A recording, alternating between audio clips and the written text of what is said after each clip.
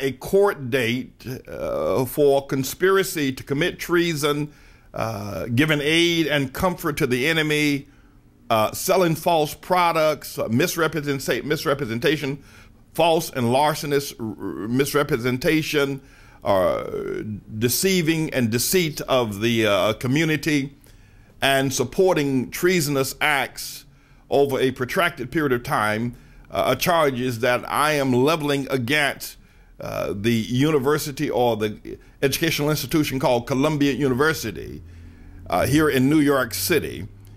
And the trial date has been set for the 14th of May, and the indictment has already been handed down. And let me just go over with you now why these charges are relevant charges.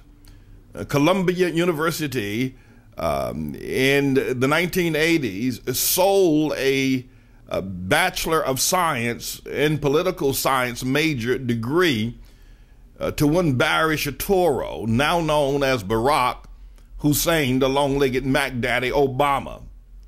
They sold to him under the influence of Saudi Arabian money being aided by Charles Rangel, Percy Sutton, and Dr. Khalid al-Mansour, who was the go-between and the carrier of the funds to Columbia University to admit into a program and offer a degree to Barry Shatoro, now known as Barack Hussein, the long-legged Mac Daddy Obama, and did so without him having to attend any classes, without him having to write any papers, pass any exams.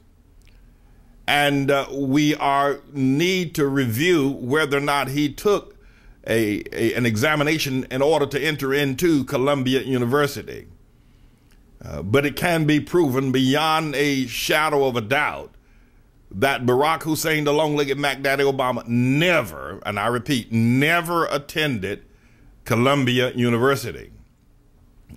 Indeed, what he did do during the years that it would have taken him to complete a political science degree, what he did do was he traveled to Pakistan and entered into an Al-Qaeda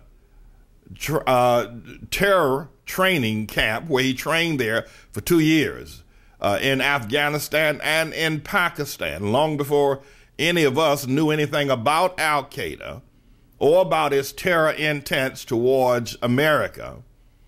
Obama was participating in that process to cover him, to give him a history, such as where was he at on the night of June the 14th.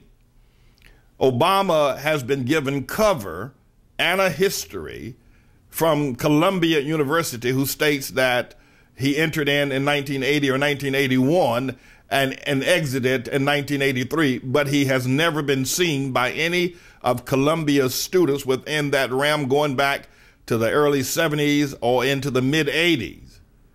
No one ever saw, no student of the 4,000 to 10,000 students that Obama should have had contact with, never saw him, never had any interaction with him. No professors ever remember him. Yet Columbia put his name down on the graduation manifesto as a political science major, degreed in political science in the 1983 graduation exercises. Well, we here at the Manning Report intend to prove that Columbia sold that degree, and we want to appeal to all Columbia alumnus and all members and men of well-meaning worldwide. First of all, we want to inform everybody that Columbia now sells, or Columbia is now marketing toilet paper.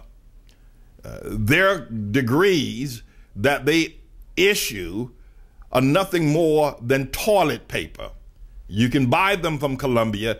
You don't have to do the academics like Barack Hussein Obama. If you got enough money, you can buy a toilet paper degree from the Columbia University. Now, let me just give you a little bit of a background about myself.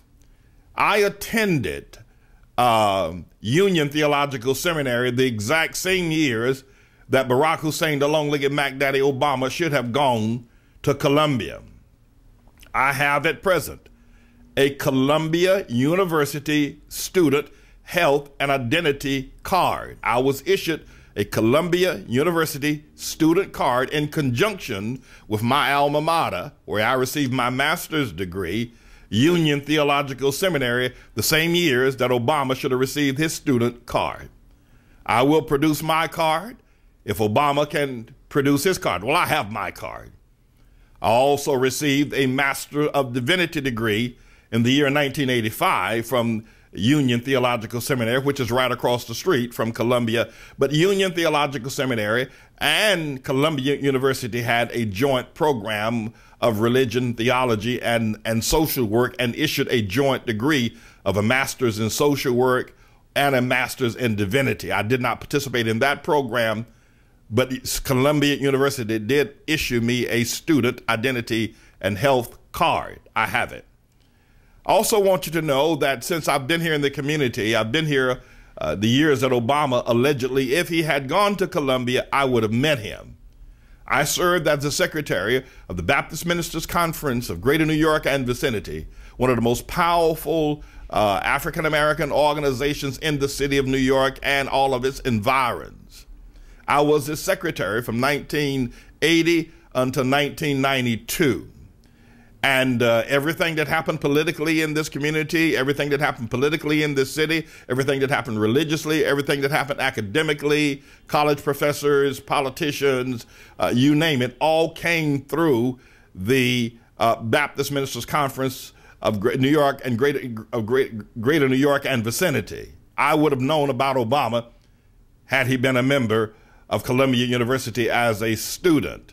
I would have met him. He was never here. More specifically, nobody in Harlem. Not only can we find absolutely nobody, and Fox News interviewed more than 400 students that would have been in Obama's class or within the purview of him while attending Columbia University. Fox News interviewed 400 students during the primary and was not able to uncover one student that even knew his name during those years or ever saw his face on campus. He never went. Columbia University is selling toilet paper. Obama bought that degree from Columbia University. Had he been here in Harlem, somebody in Harlem would have remembered him, perhaps not then, but they would have remembered once he ran for president and became the alleged president. Somebody in Harlem would have remembered, oh yes, I remember that young man when he was in Harlem, because everybody in Harlem or everybody in Columbia University will have to interact with Harlem some way. I've been a pastor here for a large number of years, and the Columbia Spectator, which is the Columbia newspaper, has written about me on several occasions. They've done a bio on me, a profile on me. The Columbia Spectator have written about me. They've talked about the ministry I've done. They've talked about the work I've done in the community. They've talked about my interaction with other politicians. They've talked about my work here in the church. I'm well known at Columbia University. But not only that, did the Columbia Spectator validate me and validate my ministry, which they could never do for Barack Hussein Obama. I have been the counselor, the advisor, and have held meetings with more than 24 Columbia PhD students, master's degree students, mainly in political science and journalism, who've come to my office week after week to discuss with me and to get my perspective as an advisor and a counselor on their PhD theses or dissertations. I've been very involved in the student body, members of the PhD class of Columbia University, and many of the professors that signed off on my expert testimony or expert information given to PhD students in the Columbia University area. Now, having said all of that, there's more. We understand now that Columbia University, rather than coming and saying we made a grave mistake by issuing that diploma, they're going to fight back. You know the spirit of the White House of Rahm Emanuel and David Axelrod. They're going to fight back. They're going to use the media to try to promote Obama, to try to put together some sort of a lie. But I want to appeal to Mr. Lee Bollinger, who is now the president of Columbia. Don't go down that road. You've already marred, or Columbia prior presidents and administrations and trustees have already mired Colombia almost beyond repair. You will not find salvation in trying to do further cover-up, Mr. Lee Bollinger. Do not allow the White House to influence you to do more covering up of this horrendous breach of trust to the American people, to the education community, and to the community of Harlem. And now you're found to be aiding and abetting, and you are complicit with a treasonous act of a treasonous president, a man who is an illegal alien. But what is worse, if it just stopped there, perhaps we could all breathe a sigh of relief. And we could ban Colombia for selling toilet paper and going on about our business. But it doesn't stop there. The thing that is so horrific about this entire event, not only is Barack Hussein the long-legged Mac Daddy Obama an illegal alien, but he's also an Al-Qaeda operative. And that is what's so damning about this entire process of this man not being eligible to serve as U.S. president, but indeed is an Al-Qaeda operative now in the White House who trained in Afghanistan and Pakistan.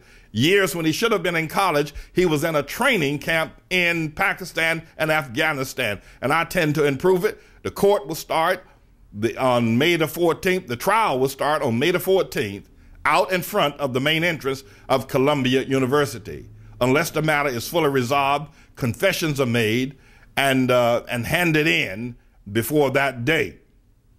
I simply want to say to all persons involved to try to further cover this up. At present, Fox News and others are indictable for complicity and the treasonous act of Obama, and other people within the 2008 political class will also likewise be indicted. But rest assured, all Americans, this matter cannot be swept under the rug.